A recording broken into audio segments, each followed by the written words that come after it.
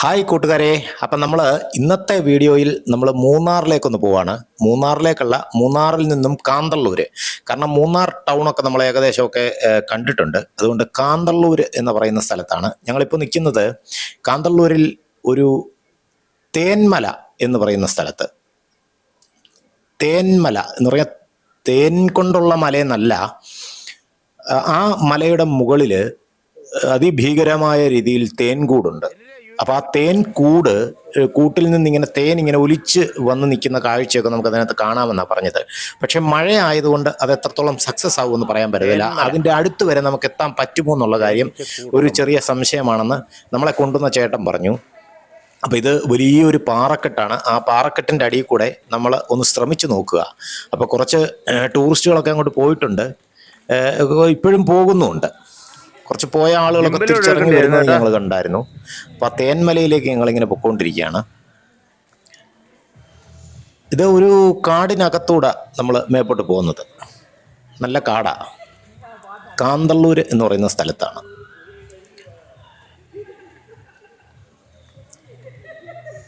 നല്ല വഴുക്കലുണ്ട്. കാരണം ഇന്നലെ രാത്രിയിലൊക്കെ ചെറിയ ചാറ്റമഴ ഉണ്ടായിരുന്നുകൊണ്ട് ചെറിയ വഴുക്കലുണ്ട്. പക്ഷേ ഞങ്ങൾക്ക് അത് കാണാൻ പറ്റിയില്ല. തേന്മലയിൽ അത് അത്രയും കയറി പോകാൻ പറ്റില്ല നമുക്ക് അങ്ങോട്ട്. അതുകൊണ്ട് ഞങ്ങളിപ്പോൾ ഇവിടെ ഒരു മൾബറിയുടെ ഒരു മൾബറി തോട്ടം, മൾബറിയുടെ ഒരു നേഴ്സറിയാണ്. അപ്പോൾ അവിടെ ഞങ്ങളിങ്ങനെ നിൽക്കുകയാണ്. ഞങ്ങൾ വന്ന ജീപ്പാണത്. ജീപ്പിൻ്റെ ഡ്രൈവർ ഇതാണ്ട് അവിടെ നിൽപ്പുണ്ട്. ആ ചേട്ടൻ വളരെ സഹകരണമായിരുന്നു ഞങ്ങളുമായിട്ട്. ഞങ്ങളെ ഒത്തിരി എൻജോയ് ചെയ്യിച്ചു. അപ്പോൾ ഇപ്പോൾ ഈ മൾബറി തോട്ടത്തിൻ്റെ അവിടെ നിൽക്കുകയാണ്. നല്ല കോടയുണ്ട്, കണ്ടില്ലേ? ഒരു നേഴ്സറി പോലെയാണ്. നമുക്ക് വേണമെങ്കിൽ ഇവിടുന്ന് മൾബറിയുടെ വിത്തൊക്കെ വാങ്ങിച്ചുകൊണ്ട് പോകാം, അല്ലെങ്കിൽ അതിൻ്റെ തൈകളൊക്കെ വാങ്ങിച്ചുകൊണ്ട് പോകാം. പക്ഷെ അതുകൊണ്ട് വലിയ പ്രയോജനമൊന്നുമില്ല. കാരണം നമ്മുടെ കാലാവസ്ഥയിൽ അത് വളരില്ല. ഇവിടെ തന്നെ ഉള്ളവർക്കൊക്കെ കച്ചവടം നടത്താൻ വേണ്ടിയിട്ടാണ് ഈ തോട്ടം ഇങ്ങനെ വെച്ചിരിക്കുന്നത്. പക്ഷെ അതൊരു ഭംഗിയുള്ളൊരു കാഴ്ചയാണ്. നിരയായിട്ട് കണ്ടില്ലേ, പല ഘട്ടങ്ങളിലായിട്ട്. അതായത് ഈ മൾബറി പാകി അതിനെ കിളിപ്പിക്കുന്നതിനൊക്കെ ഒരുപാട് പ്രോസസ്സുണ്ട്. അപ്പം അങ്ങനെ പല ഘട്ടങ്ങളിലായിട്ട് അവരത് ചെയ്തിരിക്കുന്നത് നമുക്ക് കാണാൻ സാധിക്കും. നല്ല ഭംഗിയുണ്ട്, സുന്ദരമായ രീതിയിലാണ് അത് ഒരുക്കിയിരിക്കുന്നത്.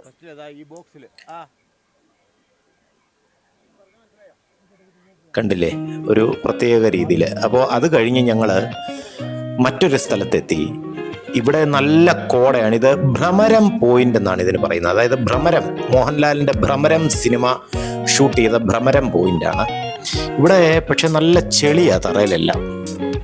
അപ്പോൾ ഇവിടെ ഞങ്ങൾ ഭ്രമരം പോയിന്റിലോട്ടെത്തി. ഇതും ഒരു നല്ലൊരു ടൂറിസ്റ്റ് ഡെസ്റ്റിനേഷനാണ്. എനിക്ക് തോന്നുന്നു ഇവിടെ ഈ തറയിലൊക്കെ വളർന്നു നിൽക്കുന്നത്, ആ ചേട്ടൻ പറഞ്ഞത് മറ്റേ ഒരു പുല്ല്, അതായത് നമ്മൾ ഈ തൈലമൊക്കെ ഉണ്ടാക്കാൻ ഉപയോഗിക്കുന്ന പുല്ല്, അതിനൊരു പ്രത്യേക മണമാണ്.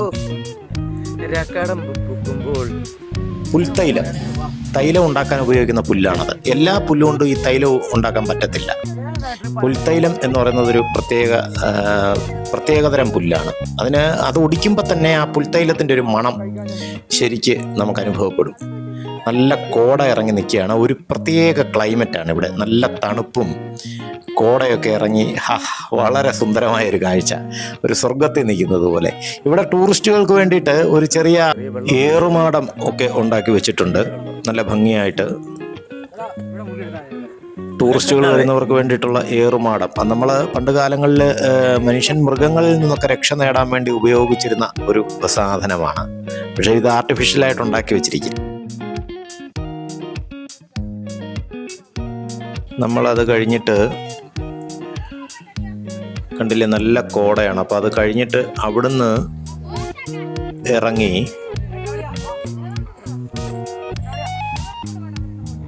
താഴെയൊക്കെ നല്ല ചെളിയാ. പ്രകൃതി ഭംഗിയൊക്കെ ഉണ്ട്, പക്ഷെ താഴോട്ട് നോക്കരുത്, താഴെയൊക്കെ നല്ല ചെളിയാ. ചെറിയ മഴ പെയ്ത് കിടന്നുണ്ട്,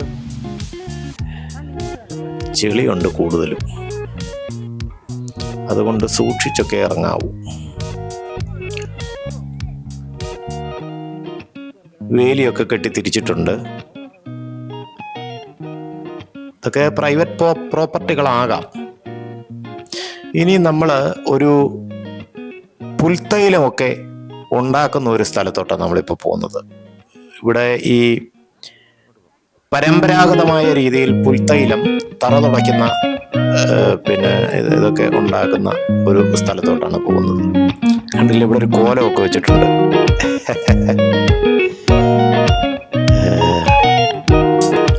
ഈ പുൽത്തൈലം കൊണ്ട് തന്നെ അല്ലെങ്കിൽ ഈ പുല്ലുകൊണ്ട് തൈലവും ഉണ്ടാക്കുന്നുണ്ട്. അതുകൂടാതെ കണ്ടില്ലേ, ചേട്ടൻ നമുക്ക് കാര്യങ്ങളൊക്കെ പറഞ്ഞു തരുന്നുണ്ട്. വരുന്ന ടൂറിസ്റ്റുകൾക്കൊക്കെ കാര്യങ്ങൾ വിശദീകരിച്ചു കൊടുക്കുന്നുണ്ട്. അതവരുടെ വരുമാന മാർഗമാണല്ലോ. അതുകൂടാതെ തേന്, ചെറുതേൻ, വൻതേൻ, അങ്ങനെ പലതരത്തിലുള്ള സാധനങ്ങൾ ഇവിടെ കച്ചവടം ചെയ്യുന്നുണ്ട്. പക്ഷെ കൂടുതലും പുൽത്തൈലമാണ് ഇരിക്കുന്നത്. ചേട്ടൻ പറയുന്നത് ഒരു ബക്കറ്റില് ഒരു 5 തുള്ളി ഒഴിച്ച്, ഒരു ബക്കറ്റ് വെള്ളത്തിൽ 5 തുള്ളി ഒഴിച്ച് കഴുകി തറയൊക്കെ തുടച്ചെടുക്കുകയാണെന്നുണ്ടെങ്കിൽ നല്ല വൃത്തിയും അതുകൂടാതെ തന്നെ നല്ല മണവുമായിരിക്കും. റൂമിനുള്ളിൽ ഒരു പ്രത്യേക മണമായിരിക്കും. അതുകൂടാതെ തന്നെ ഈ പുൽത്തൈലം എന്ന് പറയുന്നത് നമുക്ക് വെള്ളത്തിനകത്ത് ഒഴിച്ച് ആവി പിടിക്കാം. 2 ടൈപ്പ് സാധനമാണ്. ഒരു ചുമന്ന അടപ്പുള്ള ബോട്ടിലും പച്ച അടപ്പുള്ള ബോട്ടിലും.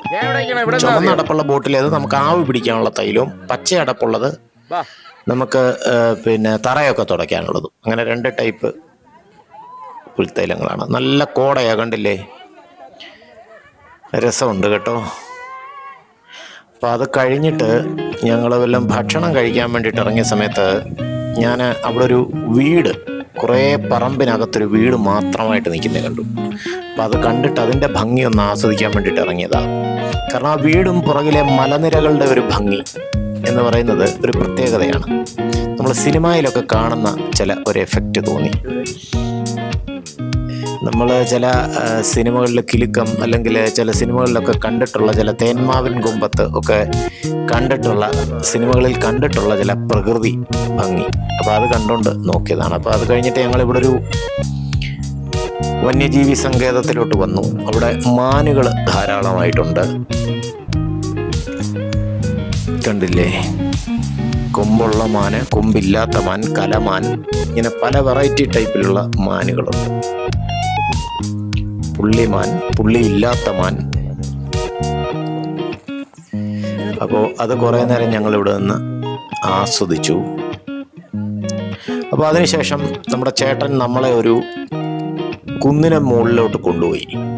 ഈ കുന്നിന് മുകളിലെ കാഴ്ച വലിയ രസമൊന്നുമില്ലെങ്കിലും ആ ചേട്ടൻ്റെ ജീപ്പിലുള്ള വരവ് അതെനിക്ക് അന്നേരം ഷൂട്ട് ചെയ്യാൻ പറ്റിയില്ല. കാരണം എന്ന് പറഞ്ഞു കഴിഞ്ഞാൽ ഷൂട്ട് ചെയ്യാനായിട്ട് മൊബൈലൊക്കെ എടുത്തു കഴിഞ്ഞാൽ മൊബൈലൊക്കെ തെറിച്ച് അതിൻ്റെ പാട്ടിന് പോകും. കാരണം ഓഫ് റോഡായിരുന്നു. ആ ഓഫ് റോഡിൽ കൂടെ ചേട്ടൻ നമ്മളെ ഇളക്കി മറിച്ച്, 4 വീലർ ജീപ്പാണ്, 4 വീലർ ജീപ്പാണ്. അപ്പം അതിൽ ഇളക്കി മറിച്ച് നമ്മളെ ഒരു കൊണ്ടുവന്നു. എൻ്റെ പൊന്നോ ഒന്നും പറയണ്ട.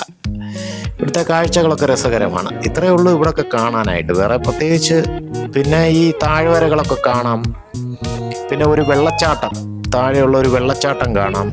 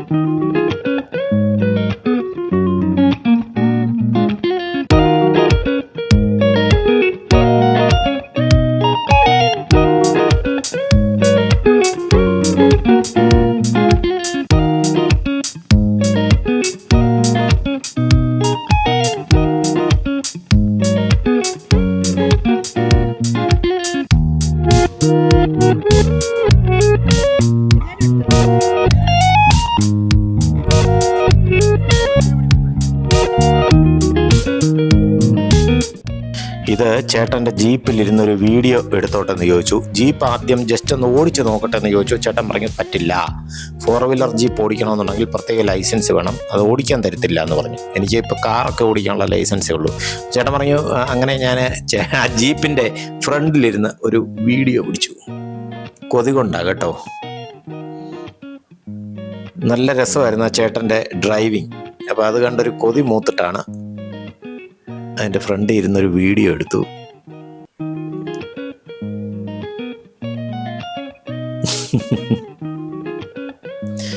അത് കഴിഞ്ഞ് നമ്മളൊരു വെള്ളച്ചാട്ടത്തിൻ്റെ അവിടോട്ടാണ് പോകുന്നത്.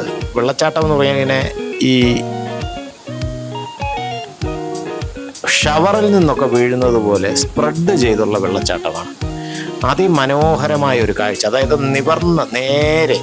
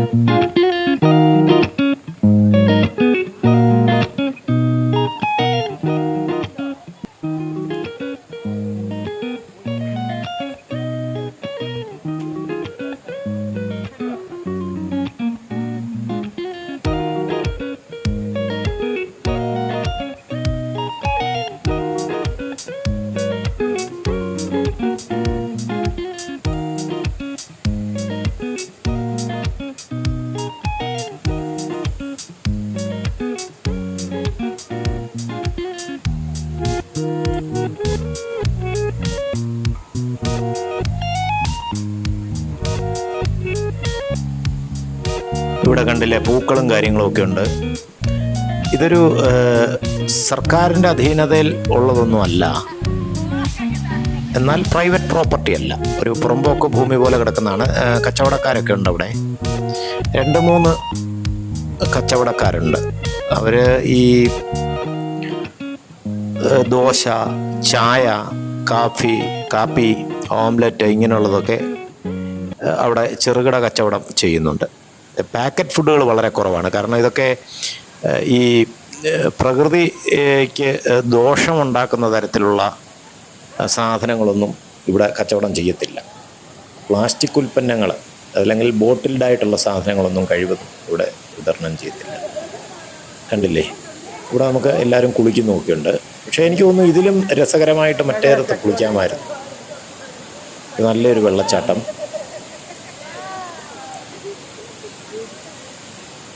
കൊള്ളാം, ഗംഭീരമായിട്ടുണ്ട്. അപ്പോൾ ഞങ്ങൾ ഇതിലിറങ്ങി ഒന്ന് കുളിച്ച് റെഡിയായിട്ടൊക്കെ വരാം. നല്ല ഫോഴ്സ് ഉണ്ട്. ഇപ്പം മഴ പെയ്തതുകൊണ്ട് നല്ലതുപോലെ അങ്ങനെ അതെല്ലാം കഴിഞ്ഞ് ഞങ്ങൾ ഇറങ്ങി. അതിനുശേഷം ഞങ്ങൾ കിടന്നുറങ്ങി. പിറ്റേ ദിവസം രാവിലെ എണീറ്റു. അപ്പോൾ ഞങ്ങൾ താമസിക്കുന്ന മഡ് ഹൗസ് ഒന്ന് കാണിക്കണമെന്നുണ്ട്. മഡ് ഹൗസിലെ കാഴ്ചകൾ വളരെ രസകരമാണ്, ഒന്ന് കാണാം.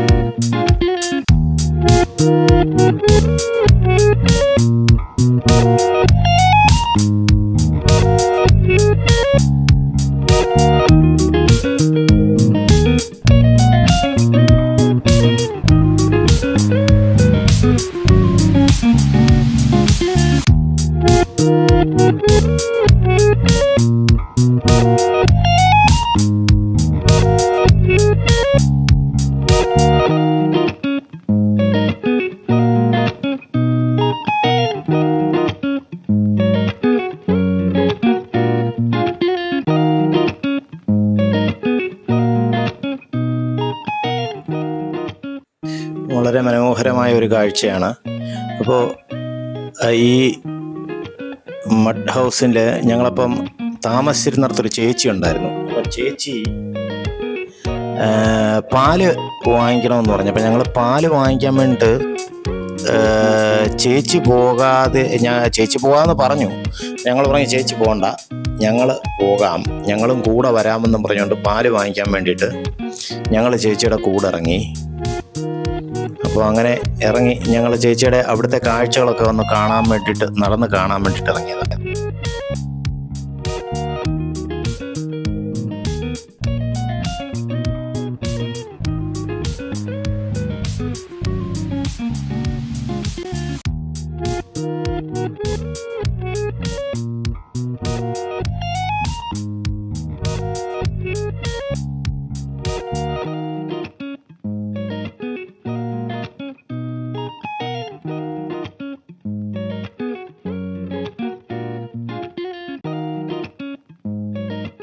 അപ്പോൾ ചേച്ചി ഞങ്ങളെ അവിടെ അടുത്തുള്ള ഒരു ഡാം, നിർമ്മാണ പ്രവർത്തനം നടന്നുകൊണ്ടിരിക്കുന്ന ഒരു ഡാം കൊണ്ട് കാണിക്കാമെന്ന് പറഞ്ഞു. അങ്ങനെ ആ ഡാം കാണാൻ വേണ്ടിയിട്ട് ഞങ്ങൾ അങ്ങോട്ട് പൊയ്ക്കൊണ്ടിരിക്കുകയാണ്.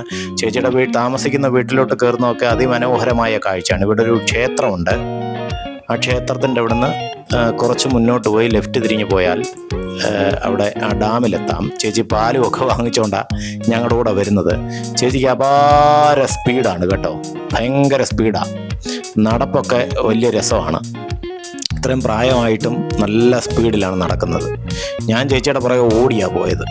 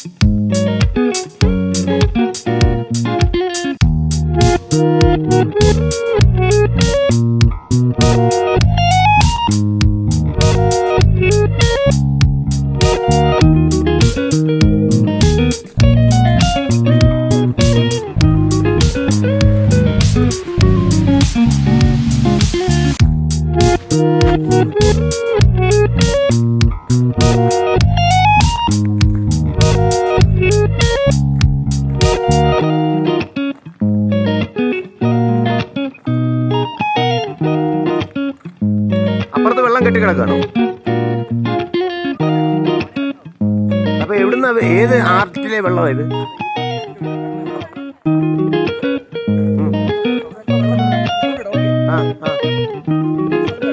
അതല്ല ഇവിടെ കെട്ടിക്കിടക്കും.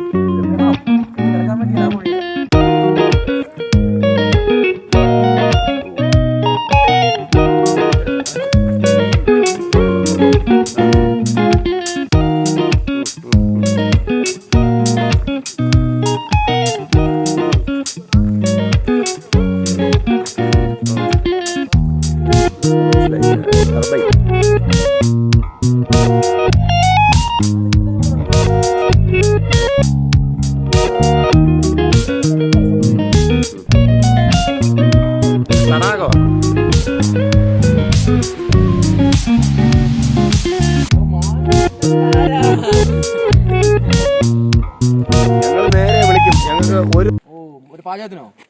നിങ്ങളുടെ ഫുഡ് വെക്കാൻ, നിങ്ങളുടെ രീതിയിലുള്ള ഫുഡ് വെക്കാൻ വേണ്ടിയോ? ഫുഡ് വെക്കാൻ വേണ്ടിയല്ല, ഈ ഒരു ഉത്സാഹത്തിന് പോയി ഞങ്ങള് കുടുംബശ്രീയായിട്ട്. മനസ്സിലായി. നേരം ഇവിടെ ഓടാൻ പറഞ്ഞപ്പോ ഇവിടെ ഓടി ഫസ്റ്റ് പ്രൈസ് മേടിച്ചു. ഇവിടുന്ന് പിന്നെ തിരുവനന്തപുരത്ത് പോയി സ്റ്റേറ്റ് ലെവലിൽ മത്സരിച്ചു. ജയിച്ചോ? മിടിക്കായിരുന്നല്ലോ. മരം അങ്ങനെ വീണ ആയാലും